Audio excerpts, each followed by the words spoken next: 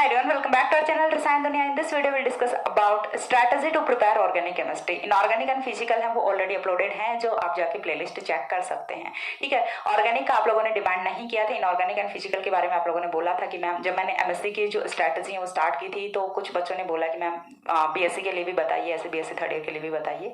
तो मैंने BSc third year का भी सोचा बताती. तो इनऑर्गेनिक एंड फिजिकल के लिए आप लोगों ने बोला था बट ऑर्गेनिक के लिए नहीं बोला था.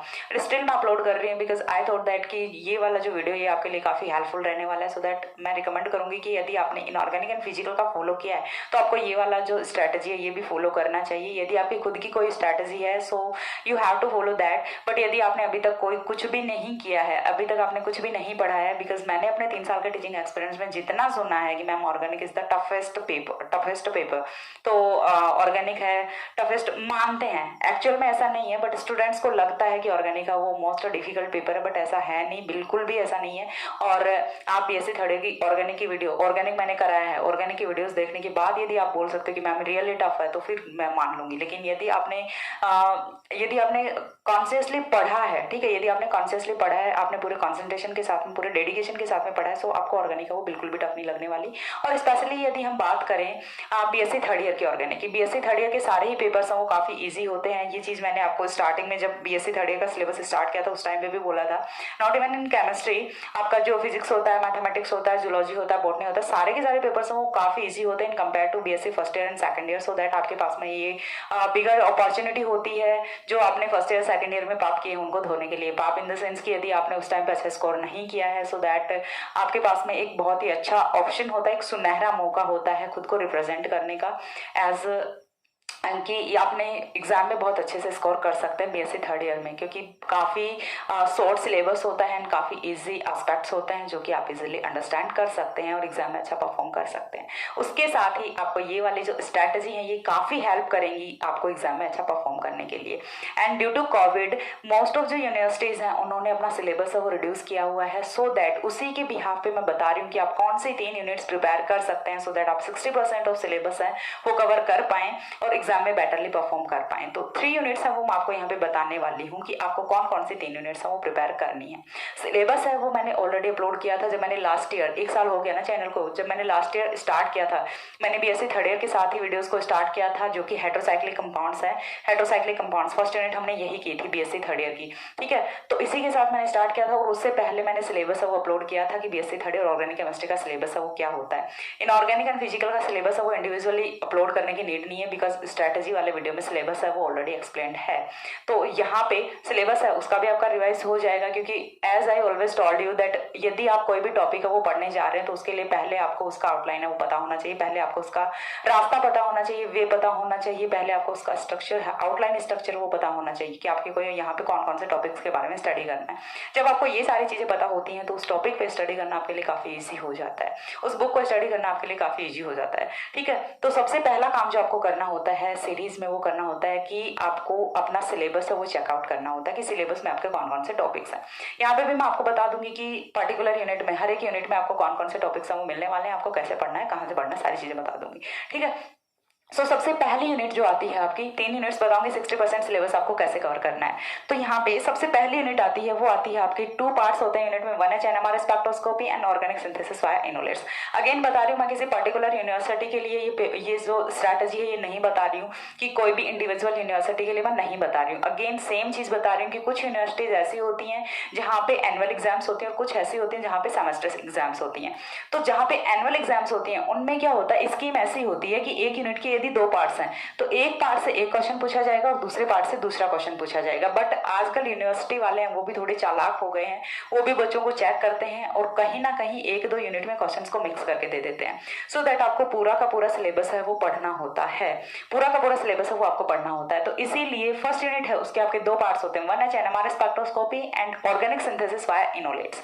लेकिन ये यूनिट है ये आपको नहीं करनी होती, ठीक है, ये यूनिट आपको नहीं करनी होती है. क्यों नहीं करनी, बिकॉज 1 है NMR स्पेक्ट्रोस्कोपी आपने आज से पहले कभी करी नहीं होती है, and one H NMR spectroscopy है वो अच्छे के हाथ खड़े कर देती है। ठीक है, यदि आप रट भी लोगे तो आपको यहाँ पे 7-8 कंपाउंड्स आप उन्हीं के एनएमआर स्पेक्ट्रा नहीं बना पाओगे। आप एक पीक का 3 पीक बना के आओगे, डबलेट का क्वार्टेट बनाओगे, पेंडेट का आप सिंगलेट बनाओगे, ऐसे कुछ भी बना के आओगे, फिर वो बोलोगे हमने तो सही बनाया था, और फिर एग्जाम में मार्क्स हम वो आने नहीं है, क्योंकि आप एक्चुअल में सही बना के नहीं आए होते। आपके मानने से सही थोड़े ना हो जाता है, सही तो जो सही होगा वही होगा ना।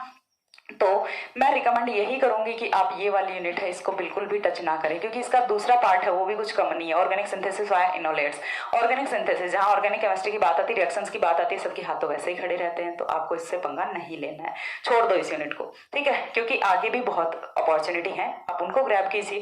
देन मूव करते हैं सेकंड यूनिट पे। सेकंड यूनिट है वो है आपकी हेट्रोसाइक्लिक कंपाउंड, जो कि बहुत ही प्यारी यूनिट है, ये आपको करनी होती है।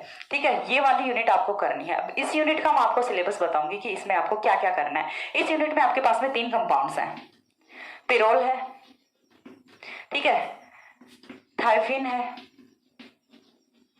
एंड फ्यूरिन है। 3 कंपाउंड्स हैं जो कि आपके 5 मेंबर्ड हेट्रोसाइक्लिक कंपाउंड्स होते हैं, जिनकी आपको प्रिपरेशन मेथड्स करना है, करने हैं, केमिकल रिएक्शंस करनी है, एंड स्ट्रक्चर एंड एरोमेटिसिटी करने हैं। 3 टॉपिक्स करने हैं। इसके बाद जो 4th कंपाउंड आता है वो आता है आपका पिरिडीन। पिरिडीन का आपको अगेन, पिरिडीन है वो आपका 6 मेंबर्ड हेट्रोसाइक्लिक कंपाउंड होता है। ये जो तीनों है ये तो होते हैं 5 मेंबर्ड, और पिरिडीन है ये आपका होता है 6 मेंबर्ड। ठीक है, पिरिडीन है वो आपका होता है 6 मेंबर्ड। 6 मेंबर्ड में भी आपको अगेन सेम चीज, preparation method, chemical reaction, as well as aromaticity and structure, molecular orbital structure. ये जो 3 टॉपिक्स हैं ये आपको करने होते हैं। आपको एक जो कंपाउंड है उसको पढ़ने में थोड़ा सा डिफिकल्टी फील हो सकती है, बट यदि आपने एक कंपाउंड को क्लियरली कर लिया अच्छे से, उसके बाद ये सारे कंपाउंड्स आपके लिए बहुत ईजी हो जाते हैं, क्योंकि सारे के सारे ये सेम होते हैं। ठीक है, ये 5 मेंबर्ड है, ये 6 मेंबर्ड है, बट यदि आपने एक कंपाउंड अच्छे से कर लिया, यदि आपने पिरोल अच्छे से कर लिया, तो थाइफिन, फ्यूरिन, पिरिडीन है, पिरिडीन है, ये बहुत ही इजीली प्रिपेयर हो जाते हैं। इसके बाद इसमें आते हैं 6 membered heterocyclic, fused heterocyclic compounds. ठीक है, फ्यूज्ड हेट्रोसाइक्लिक कंपाउंड्स में आपको कौन कौन से पढ़ने हैं? 3 कंपाउंड्स पढ़ने होते हैं। इंडोल पढ़ना होता है, क्विनोलिन पढ़ना होता है, आइसोक्विनोलिन पढ़ना होता है। ठीक है, आइसोक्विनोलिन, यहां से ओनली इनके सिंथेसिस मेथड्स हैं वो पूछे जाते हैं। 2-3 मेथड्स हैं, पूरी की पूरी यूनिट है ये, आपको डिटेल में एक्सप्लेनेशन मिलेगा। एंड सबसे पहली प्लेलिस्ट है चैनल की वो आपको यही मिलेगी, heterocyclic compounds for BSc 3rd year. Playlist का लिंक है वो मैं आपको डिस्क्रिप्शन में दे दूंगी, सो दैट आपको फाइंड आउट करने में डिफिकल्टी ना हो, और आपको ये यूनिट करनी चाहिए, मैं यही सजेस्ट करूंगी, क्योंकि कोई यूनिट में क्वेश्चन को मिक्स करने का कोई चांस नहीं रहता, इससे बाहर कुछ भी नहीं जाएगा। और रिएक्शंस को देख के नहीं डरना है। अगेन बता रही हूँ कि यदि आपने एक कंपाउंड कर लिया तो बाकी के कंपाउंड्स वो बहुत ही इजीली यहां से हो जाएंगे। उसके बाद नेक्स्ट यूनिट मूव करते हैं, 3rd यूनिट, कार्बोहाइड्रेट्स। यूनिट का सिंगल पार्ट है, कोई नहीं, कोई कंपाउंड नहीं है इसके साथ में। ठीक है, कोई भी पार्ट नहीं है साथ में, तो कार्बोहाइड्रेट्स। कार्बोहाइड्रेट्स बहुत ही छोटी सी यूनिट है, बहुत ही प्यारे सी यूनिट है। यदि आप चाहो तो विद इन 2 डेज ये यूनिट है ये कंप्लीट कर सकते हो। क्यों कर सकते हो? क्योंकि ये यूनिट आपने 12th क्लास में भी पढ़ी होती है। ठीक है, कार्बोहाइड्रेट्स के बारे में 12th क्लास में भी पढ़ा होता है। अब यहाँ पे क्या क्या होता है? मोनोसैकेराइड्स होते हैं, डाइसैकेराइड्स होते हैं, ठीक है, एंड पॉलीसैकेराइड्स होते हैं। मोनोसैकेराइड्स में आपको ग्लूकोज एंड फ्रक्टोज के बारे में पढ़ना होता है, जो कि मैंने ऑलरेडी एक्सप्लेन किया हुआ है।